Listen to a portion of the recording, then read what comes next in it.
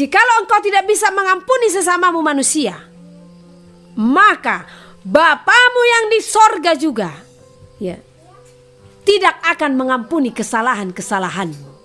Sekalipun kesalahanmu tadi tidak kepada orang yang sedang kamu benci. Jadi kesalahanmu kepada orang lain itu atau kepada Tuhan itu pun tidak akan Tuhan ampuni. Itu pentingnya kita bercermin. Itu pentingnya kita benar-benar meremakan firman ini. Bukan hanya numpang lewat.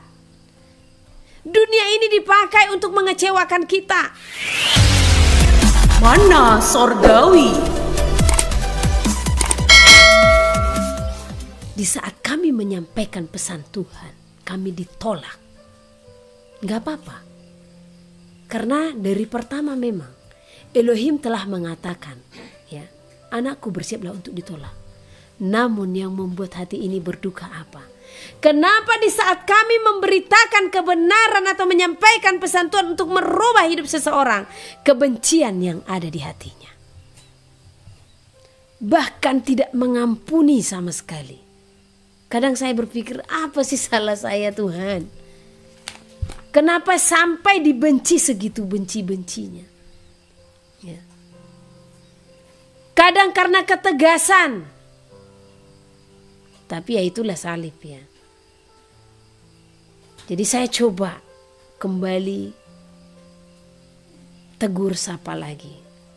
Dan saya melihat ya, kalau seseorang sudah berbicara kau, ya, kita kan sebagai sesama saudara paling ya ibu seperti itu ya.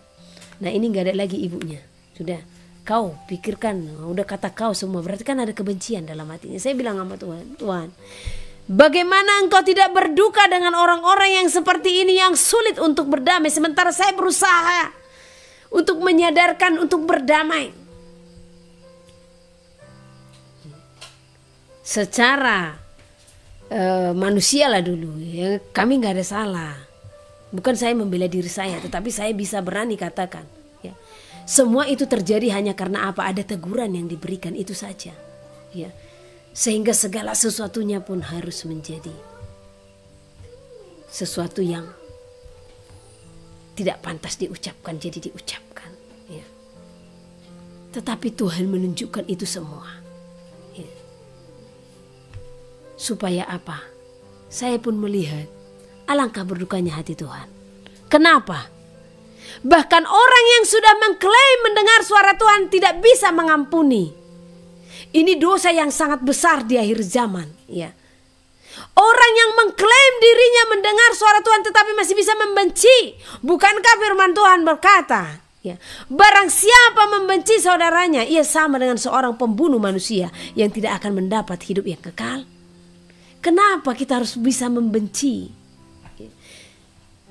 Saya sampaikan kepada saudara, kalau engkau diberikan karunia bahasa roh, menafsirkan bahasa roh, karunia hikmat, karunia pengetahuan, karunia iman, bernubuat, ya, membedakan roh, membuat mujizat, ya. Apa satu lagi, bernubuat. Sekalipun engkau memiliki itu, jangan bangga. Yang paling saya syukuri dari Tuhan hanya satu, saya tidak bisa membenci.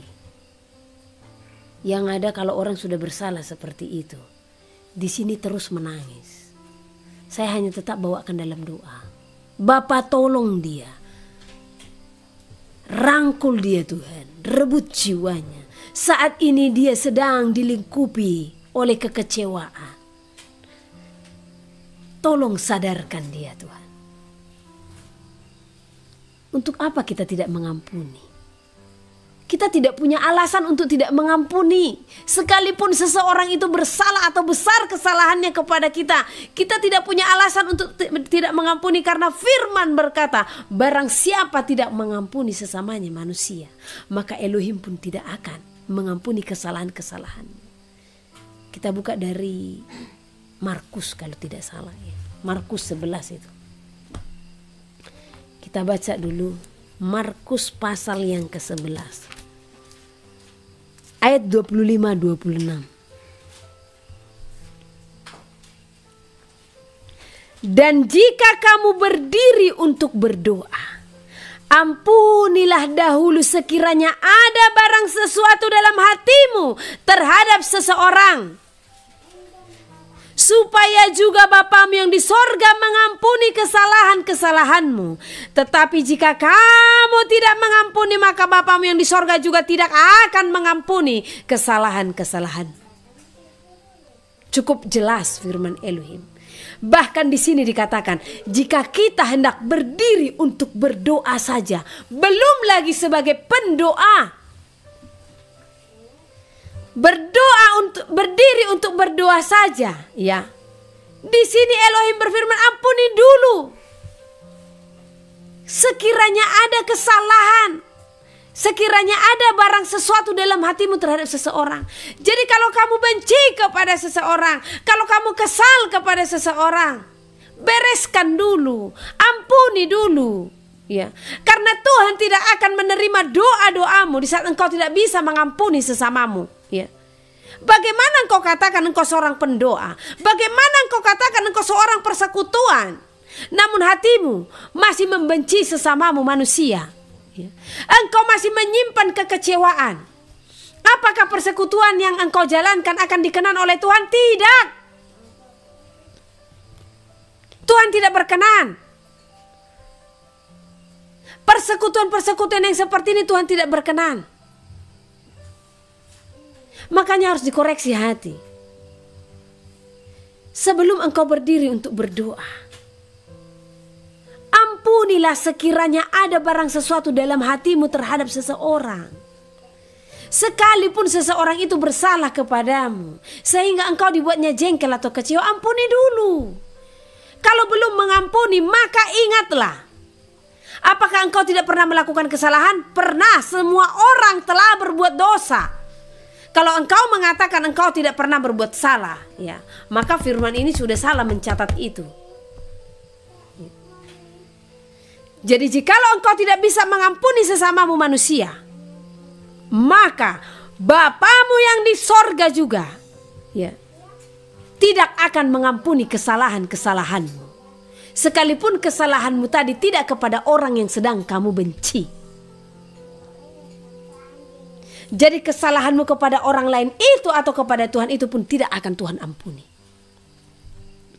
Itu pentingnya kita bercermin. Itu pentingnya kita benar-benar meremahkan firman ini. Bukan hanya numpang lewat. Dunia ini dipakai untuk mengecewakan kita. Tetapi kita harus teruji dan tahan uji. Memangnya siapa yang akan dipakai untuk menguji kita? Besi menajamkan besi. Manusia menajamkan sesama. Namun bukan berarti jikalau seseorang itu benar-benar membuatmu kesal atau kecewa, engkau pun memelihara kekecewaan dan kebencian hatimu. Ya.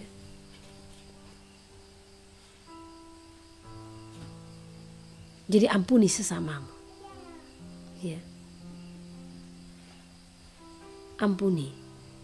Ingat, kita tidak punya alasan untuk tidak mengampuni sesama kita. Karena apa?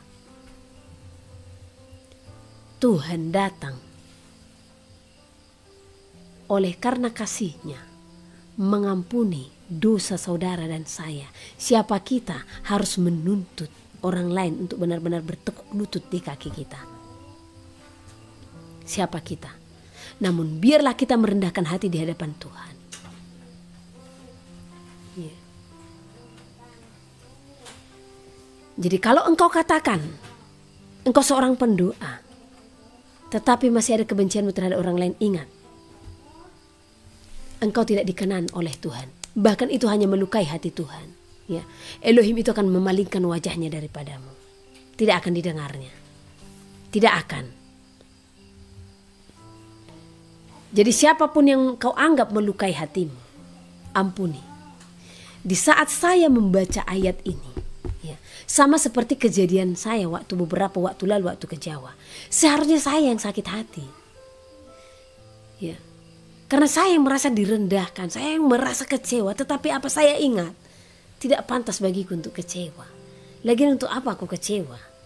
Karena memang besi menajamkan besi, manusia menajamkan sesama. Ya. Bahkan aku berusaha untuk berdamai. Tetapi lihat bagaimana di 2 Timotius itu dikatakannya, manusia tidak mau berdamai. Jadi kalau orang yang tidak mau berdamai, ya, ini adalah orang yang masuk ke dalam keadaan manusia pada akhir zaman, ya. Tidak mau berdamai. Jadi ini semua harus kita jauhkan. Keadaan manusia di akhir zaman ini sebagai anak-anak Elohim kita harus jauhkan, ya. Tidak tahu mengasihi, tidak mau berdamai, suka menjelekkan orang. Ngapain kita harus menjelek-jelekkan orang? Ya. Ngapain? Kalau engkau kecewa dengan seseorang, ngapain harus menghasut orang lain untuk membenci atau menjauhi orang tersebut? Jangan. Itu bukan koridor kita, itu bukan bagian kita. Karena tanpa saudara sadari, dengan saudara menghasut orang lain untuk meragukan seseorang atau untuk menjauhi seseorang yang bahkan tidak bersalah kepadanya, di sana kita telah melakukan kejahatan karena telah memisahkan umat Tuhan. Ya. Celakalah orang yang menyesatkan dan celakalah orang yang disesatkan. Ya. Yahusua aja datang untuk mempersatukan kaum Yahudi dengan non-Yahudi. Siapa kita? Harus menghasut orang lain untuk menjauhi sesama. Hati-hati ini. Ya. Jangan pernah melakukan dosa seperti itu. Kalau memang engkau sakit hati kepada orang lain, ya, gak usah ajak kawanmu untuk ikut. Tidak suka kepadanya, jangan. Ya. Di sana kita sudah menjadi musuh Elohim. Karena dia datang sebagai pemersatu. Kenapa saudara datang sebagai pemisah? Berarti siapa? Musuh Elohim. Ya. Jangan menjadi musuh Elohim dengan apa? Menghasut orang lain untuk membenci orang yang sedang kamu benci. Ya. Jangan pernah menjadi musuh Elohim dengan menghasut orang lain untuk meragukan atau menjauhi orang yang kamu ragukan. Di dalamnya ada roh Tuhan. Ya, jangan. Ya. Tidak dapat mengekang diri. Ya, ini banyak.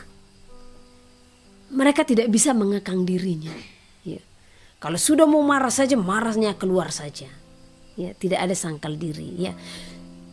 Garang, tidak suka yang baik, suka mengkhianat, tidak berpikir panjang, berlagak tahu, lebih menuruti hawa nafsu daripada menuruti Elohim. Secara lahiriah mereka menjalankan ibadah mereka, tetapi pada hakikatnya mereka memungkiri kekuatannya. Kekuatan apa? Kekuatan ibadah itu. Kekuatan ibadah itu untuk apa? Merubah karakter kita. Ya. Nah, pada hakikatnya orang tadi, ya, mereka memungkiri kekuatan ibadah itu. Jauhilah mereka itu. Jadi jangan pernah bersekutu dengan orang yang sulit untuk sangkal diri. Ya. Jadi tim doa juga harus diperiksa timnya. Saya sampaikan kepada saudara, jikalau saudara membentuk tim doa, bukan perkara banyaknya jumlah orang yang berdoa. Kalaupun engkau berkumpul berpuluh-puluh orang, ya, namun ada seorang di dalam yang keras hati yang tidak mau dibentuk, ya, maka jangan biarkan dia satu tim dalam tim sebagai pendoa. Nggak bisa. Karena apa? Impartasi roh. Jadi hati-hati. Makanya kenali dari buahnya. Ini pendoa loh, ya. Pendoa itu adalah penopang, ya. Pendoa itu adalah orang-orang yang menopang bangsa, orang-orang yang menopang dunia ini bermohon kepada Tuhan, ya, agar kiranya dijauhkan dari segala bencana, dijauhkan dari segala kesusahan. Nah, siapa yang layak dikatakan sebagai pendoa? Mereka yang tulus hatinya. Mereka yang hidupnya mau dibentuk, mau diperbaharui menjadi manusia baru, hari lepas hari diperbaharui. Pengampunan pasti besar dalam dirinya. Kalau dia dikatakan sebagai pendoa namun tidak ada pengampunan, jangan pernah izinkan orang seperti ini ikut dalam persekutuanmu. Engkau pun harus tegas untuk menegurnya. Karena impartasi yang akan dibawakannya dalam tim doa saudara. Ya, jadi hati-hati. Bagus saudara 2-3 orang, tetapi benar-benar menyatu di dalam roh Elohim dan sama-sama orang yang tulus hatinya, ya, daripada engkau berpuluh-puluh orang. Namun ini masih perlu dikikis, ya, karena saya lihat tim doa ya banyak, ya, jaringan-jaringan doa di Indonesia banyak itu yang hanya seperti komunitas, yang sesungguhnya kan mereka harus punya tugas khusus untuk mendoakan bangsa, ya. Jadi hanya komunitas beramai-ramai. Bukan seperti ini yang Tuhan mau. Satu orang saja pun, yang penting benar, karena doa orang benar besar kuasanya. Untuk apa saudara berkumpul-kumpul? Satu contoh, membuat jaringan doa wanita, tetapi di dalamnya berkumpul puluhan orang, tetapi ujung-ujungnya apa? Menggosip, ya. Tidak ada pembicaraan-pembicaraan yang membangun. Saya pernah mengikuti seperti ini, ya. Bahkan ngerinya di jaringan doa wanita ini saling sikut, ya. Akhirnya saya, oh Tuhan, kalau engkau tidak berkenan, sudah keluarkan saya dari sini bagaimanapun caranya, ya. Ya benar, dikeluarkan melalui apa? Saya dikeluarkan dari grup. Karena apa? Saya menyampaikan pesan Tuhan. Nah, lagi-lagi, ya, sering sekali saya menjadi musuh seseorang hanya karena menyampaikan pesan Tuhan, ya. Dan saudara juga jangan mengklaim, oh berarti bukan dari Tuhan, buktinya kok dijadikan musuh. Wow, jangan salah menilai. Ya namanya teguran, pesannya keras toh, ya. Jadi bukan berarti karena saudara tidak damai sejahtera, saudara mengklaim itu tidak dari Tuhan. Siapa yang damai sejahtera mendengar teguran? Dan itu banyak kami alami. Dan kami sering sekali dijadikan musuh hanya karena menyampaikan kebenaran, ya.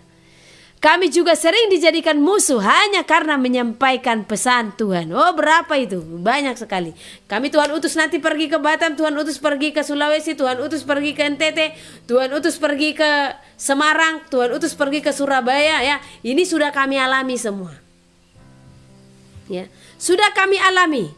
Kami sampaikan pesan Tuhan itu, oh tidak diterima. Akhirnya apa? Balik mengoyakkan kami mereka, ya. Kadang saya bilang sama Tuhan, Tuhan, kalau sekiranya kita ada satu contoh, ya, duel gitu, saling tonjokan masih lumrah lah, ya. Saya dimusuhi, ini nggak ada, hanya Bu ada pesan Tuhan. Pesan Tuhan itu katakan, jual hartamu dan pakailah itu untuk penginjilan. Nah, seorang ini berkata, tunggu saya dengar langsunglah dari Tuhan. Akhirnya apa? Ujung-ujungnya berjauhan. Ya, saya sampaikan pesan Tuhan kepada seseorang. Bapak, Ibu, Tuhan sampaikan kepada saya tinggalkan kota ini. Karena ada panggilan Bapak yang besar atas satu wilayah yang Tuhan sudah berikan. Dan wilayahnya adalah ini, ya. Oh iya, terima kasih Bu. Tapi segitu saya pulang, wow, kembali lagi saya dihujat, ya. Jadi saya dimusuhin orang, ya, difitnah orang hanya karena hal-hal seperti ini. Karena kalau saudara tanya kejahatan yang saya perbuat kepada mereka, saya bisa jamin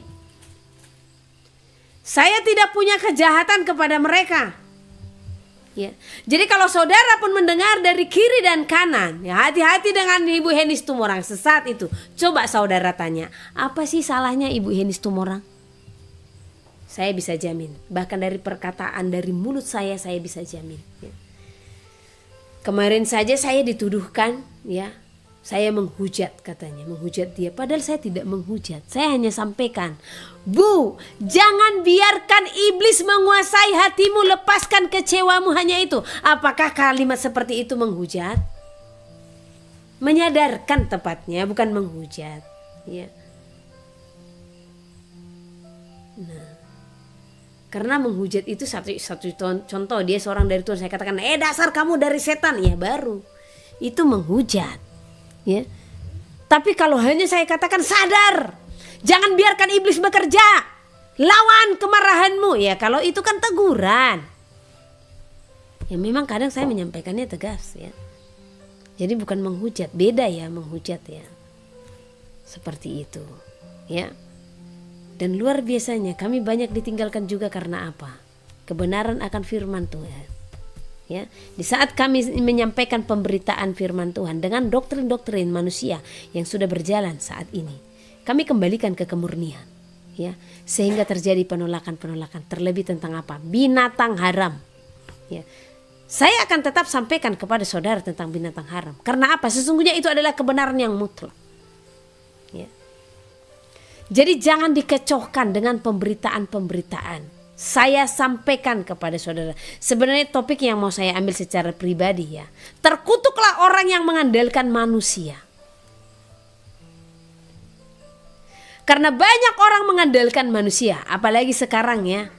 Ada satu di YouTube ya. Yang lagi booming-boomingnya. Karena memang dia pintar. Ya, ini sesosok yang masih muda. Mohon maaf saya tidak akan sebutkan nama. Ya. Sesosok yang masih muda. Ya, umurnya paling 20-an 30-an lah ya. Saya tidak tahu ya dia laki-laki apa perempuan, karena banyak pertanyaan ini datang sama saya. Saya bilang jangan tanya saya, tanya orangnya langsung ya. Nah, karena dia seperti perempuan katanya, tapi dia katakan dia laki-laki. Saya hanya bilang ya sudah, ciri fisik saja, lihat jakunnya ada enggak. Karena kalau laki-laki ada jakunnya. Ya, kalau enggak ada jakunnya berarti bukan perempuan, bukan laki-laki tetapi perempuan. Itulah dulu secara pandangan manusia. Jadi ini sekalian menjawab pertanyaan-pertanyaan para netizen. Ya, karena tidak hanya 1-2 orang yang bertanya. Bu, coba tanya Tuhan, si ini perempuan apa laki-laki? Ya, janganlah sampai segitunya kita tanya Tuhan lah ya. Ya, jangan kita jadikan Tuhan itu seperti dukun. Ya, saudara bisa melihat. Itu saja ciri fisik yang saya sampaikan. Ya. Nah, lihat ya, dia ada jakunnya enggak? Laki-laki semua kan ada jakun. Ya sudah, saudara jumpai dia saja, coba raba ada jakunnya atau tidak. Sekalipun itu kecil, pasti diraba, pasti ada jakun. Ya, itu laki-laki. Semua laki-laki ya memiliki itu. Ya, dan dari suara bisa juga. Ya, dari suara. Ya, karena banyak juga suara ini nggak bisa dirubah. Ya, kita lihat si yang ujung namanya si Lunang ya. Dia kan laki-laki, cantik sekali dia, tapi suara tetap tidak bisa dirubah ya. Nah, jadi di samping itu, supaya saudara bisa melihat ya kebenaran-kebenaran firman yang disampaikan ya. Pengetahuan oke, mantap, saya katakan mantap. Tapi saya katakan kepada saudara, pengetahuan tanpa dibarengi roh sama saja itu mati. Ya. Nah, karena ini kitab suci yang kita baca ini, ya, tanpa ini dihidupi oleh roh, ini hanya sebatas huruf yang mati. Jadi rohlah yang menghidupi, ya. Nah, jadi saya sampaikan kepada saudara, tadinya yang saudara sudah beriman, ya, akan firman, apalagi tentang pengudusan sabat, tentang nama Bapa, tentang binatang haram. Nah, setelah mendengar itu tergoncangkan, saudara mengandalkan siapa? Manusia. Firman Tuhan berkata, terkutuklah orang yang mengandalkan manusia. Ya. Andalkan firman. Kenapa saudara harus mengandalkan manusia? Hanya dengan fasihnya saudara lihat ya, di saat mereka itu menjabarkan semua ini, ya. Oh, ahli Taurat sangat luar biasa menjabarkan semua firman. Tetapi bagaimana pengenalan mereka akan Yahusua Hamasiah yang di dalamnya adalah Roh Kudus? Bisa enggak mereka kenali? Tidak. Itu satu bukti nyata, satu pelajaran penting yang saudara harus ingat, ya. Di saat Tuhan Yahusua datang, itu adalah Elohim yang nyata datang ke dalam dunia. Apakah ahli Taurat mengenali siapa dia? Bahkan ahli Taurat itu menangkap dia dan menyalibkan dia. Nah, apakah di zaman ini dengan pintarnya orang, ya, menjabarkan ini menjadi satu patokan kepada saudara sehingga saudara lupa akan kemurniannya, ya. Dan memang kalau saya bukakan ayat-ayat untuk menghalalkan binatang haram, ya, sangat masuk logika.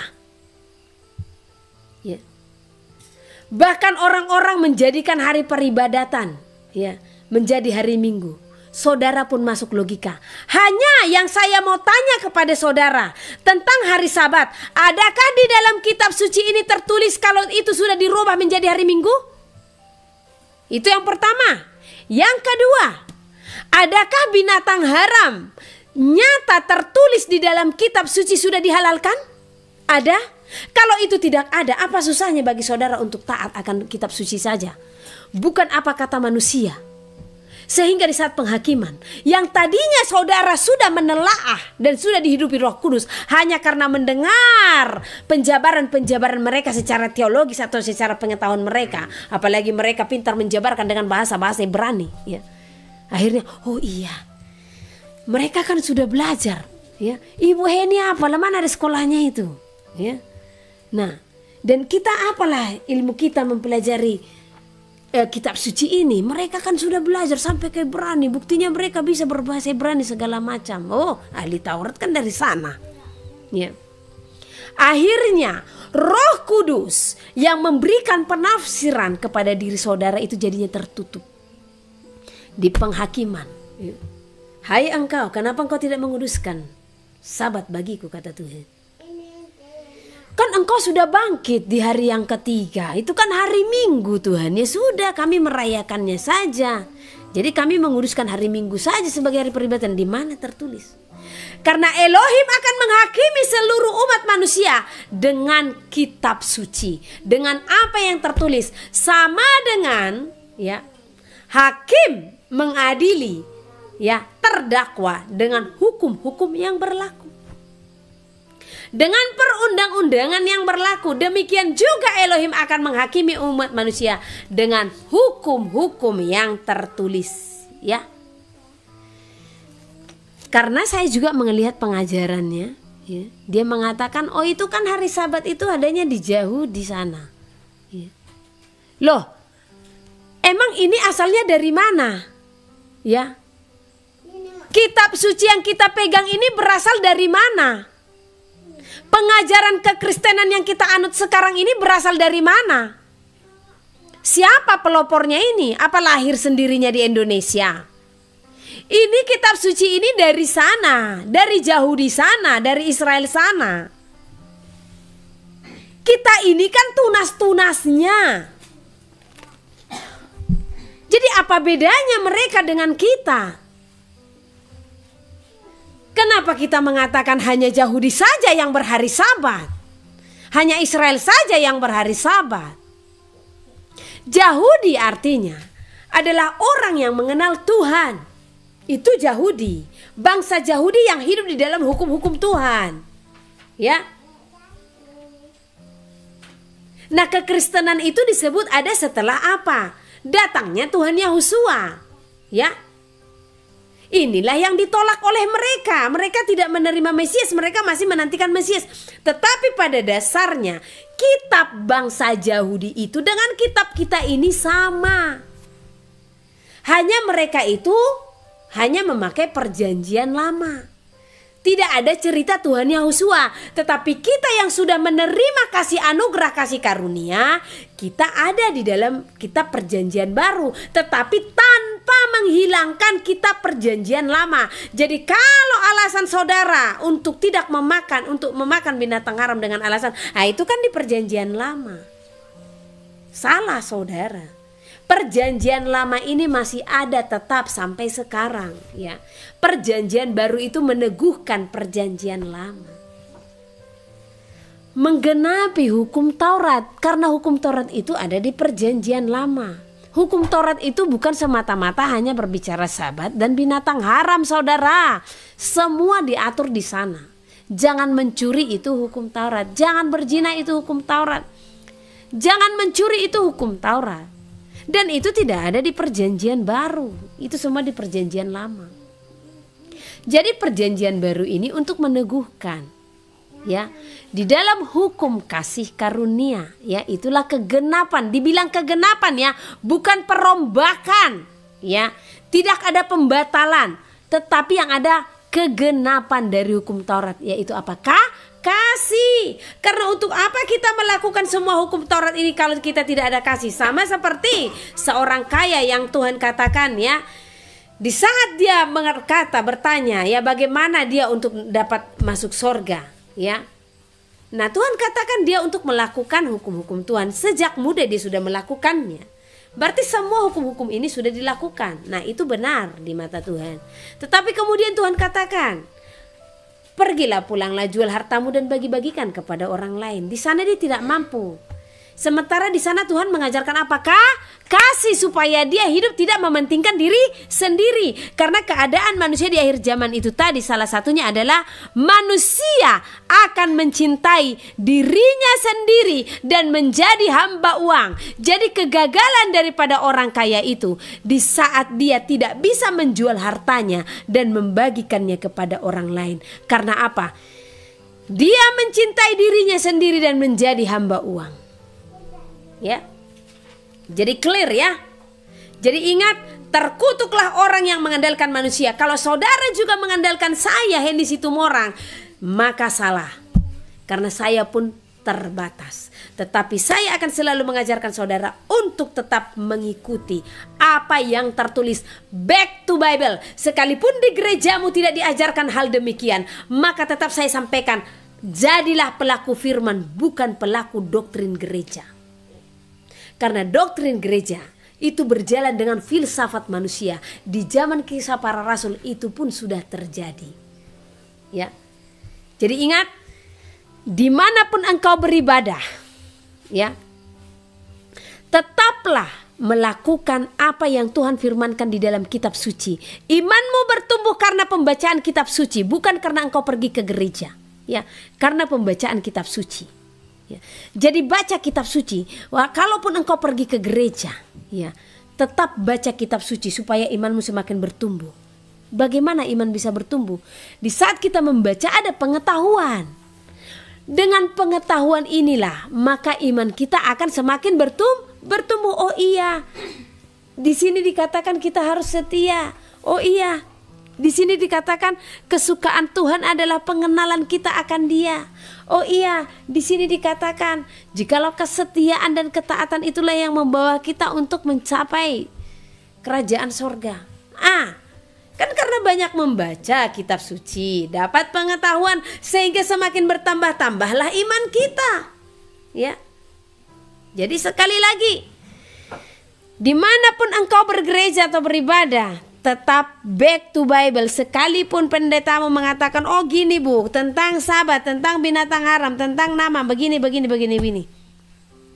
Peganglah apa yang ada padamu, jangan sampai mahkotamu diambil oleh orang lain. Di saat engkau telah mendapatkannya, pegang itu. Ya. Kebenaran itu tidak bersumber daripada manusia, tetapi kebenaran itu bersumber daripada Elohim. Dan bagaimana Elohim menyampaikannya? Melalui ini. Jangan pernah menyimpang dari apa yang tertulis. Ya, jangan pernah menyimpang. Jangan pernah berjalan dengan apa kata pendetamu, tetapi apa kata firman Tuhan. Maka engkau akan diselamatkan dan engkau akan dinyatakan sebagai pemenang di saat hari kedatangan Elohim tiba. Ya. Jadi ingat, kita kembali ke awal ya. Biarlah kiranya ibadahmu jangan dibenci Elohim. Ya. Namun biarlah kiranya ibadahmu dikenan oleh Elohim. Ya. Biarlah ibadahmu itu mengandung kuasa. Ya. Engkau harus menguasai dirimu. Buah roh yang ke-9, penguasaan diri, harus kuat di dalam diri kita. Ya, penguasaan diri. Ingat, engkau yang di altar bukan berbicara panggung seni, bukan berbicara pentas seni, tetapi engkau melayani Elohim di sana, bukan melayani manusia, melayani Elohim dan mengajak manusia melayani Elohim. Itulah fungsi seorang worship leader. Wahyu pasal 14. Anak domba dan pengikutnya yang ditebusnya. Dan aku melihat sesungguhnya anak domba berdiri di bukit Sion, dan bersama-sama dengan dia 144.000 orang, dan di dahi mereka tertulis namanya dan nama Bapanya. Dan aku mendengar suatu suara dari langit bagaikan desau air bah dan bagaikan deru guruh yang dahsyat. Dan suara yang kudengar itu seperti bunyi pemain-pemain kecapi yang memetik kecapinya. Mereka menyanyikan suatu nyanyian baru di hadapan tahta dan di depan keempat makhluk dan tua-tua itu. Dan tidak seorang pun yang dapat mempelajari nyanyian itu selain daripada 144.000 orang yang telah ditebus dari bumi itu. Mereka adalah orang-orang yang tidak mencemarkan dirinya dengan perempuan-perempuan, karena mereka murni sama seperti perawan. Mereka adalah orang-orang yang mengikuti anak domba itu kemana saja ia pergi. Mereka ditebus dari antara manusia sebagai korban-korban sulung bagi Allah dan bagi anak domba itu. Dan di dalam mulut mereka tidak terdapat dusta. Mereka tidak bercela. Pemberitahuan tentang penghakiman. Dan aku melihat seorang malaikat lain terbang di tengah-tengah langit, dan padanya ada Injil yang kekal untuk diberitakannya kepada mereka yang diam di atas bumi, dan kepada semua bangsa dan suku dan bahasa dan kaum. Dan ia berseru dengan suara nyaring, "Takutlah akan Allah, dan muliakanlah Dia, karena telah tiba saat penghakimannya, dan sembahlah Dia, yang telah menjadikan langit dan bumi dan laut dan semua mata air." Dan seorang malaikat lain, malaikat kedua, menyusul dia dan berkata, sudah rubuh Babel, kota besar itu, yang telah memabukkan segala bangsa dengan anggur hawa nafsu cabulnya."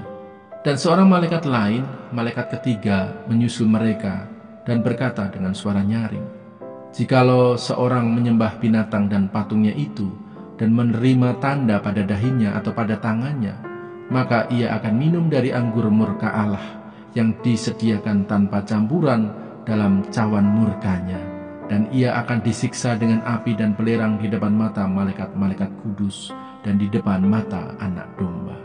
Maka asap api yang menyiksa mereka itu naik ke atas sampai selama-lamanya, dan siang malam mereka tidak henti-hentinya disiksa, yaitu mereka yang menyembah binatang serta patungnya itu, dan barang siapa yang telah menerima tanda namanya. Yang penting di sini ialah ketekunan orang-orang kudus yang menuruti perintah Allah dan iman kepada Yesus. Dan aku mendengar suara dari sorga berkata, "Tuliskan, berbahagialah orang-orang mati yang mati dalam Tuhan sejak sekarang ini. Sungguh," kata Roh, "supaya mereka boleh beristirahat dari jerih lelah mereka, karena segala perbuatan mereka menyertai mereka." Tuaian di bumi. Dan aku melihat sesungguhnya ada suatu awan putih, dan di atas awan itu duduk seorang seperti anak manusia dengan sebuah mahkota emas di atas kepalanya dan sebilah sabit tajam di tangannya. Maka keluarlah seorang malaikat lain dari bait suci, dan ia berseru dengan suara nyaring kepada dia yang duduk di atas awan itu, "Ayunkanlah sabitmu itu, dan tuailah, karena sudah tiba saatnya untuk menuai, sebab tuaian di bumi sudah masak." Dan ia yang duduk di atas awan itu mengayunkan sabitnya ke atas bumi, dan bumi pun dituailah. Dan seorang malaikat lain keluar dari bait suci yang di sorga, juga padanya ada sebilah sabit tajam. Dan seorang malaikat lain datang dari mezbah, ia berkuasa atas api, dan ia berseru dengan suara nyaring kepada malaikat yang memegang sabit tajam itu. Katanya, "Ayunkanlah sabitmu yang tajam itu, dan potonglah buah-buah pohon anggur di bumi, karena buahnya sudah masak." Lalu malaikat itu mengayunkan sabitnya ke atas bumi, dan memotong buah pohon anggur di bumi, dan melemparkannya ke dalam kilangan besar, yaitu murka Allah. Dan buah-buah anggur itu dikilang di luar kota, dan dari kilangan itu mengalir darah. Tingginya sampai ke kekang kuda, dan jauhnya 200 mil. Wahyu pasal 15. Nyanyian mereka yang menang.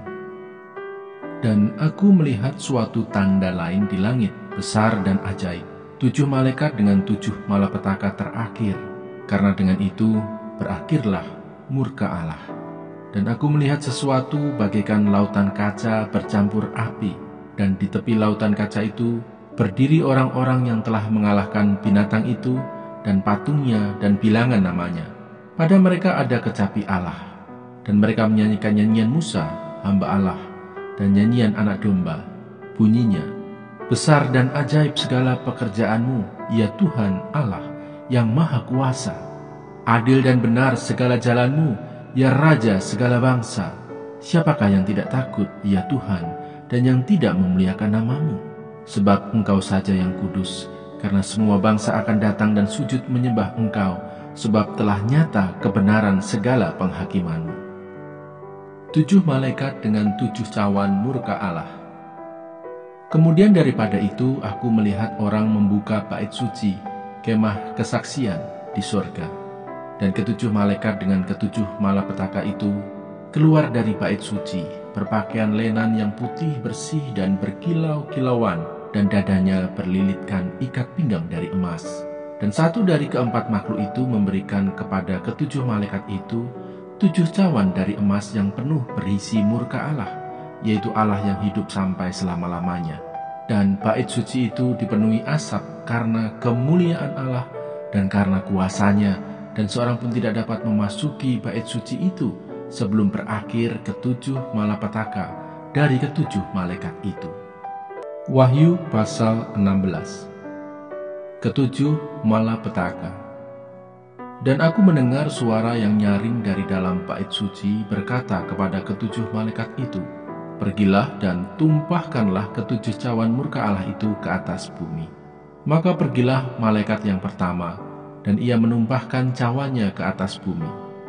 Maka timbullah bisul yang jahat dan yang berbahaya pada semua orang yang memakai tanda dari binatang itu dan yang menyembah patungnya. Dan malaikat yang kedua menumpahkan cawannya ke atas laut.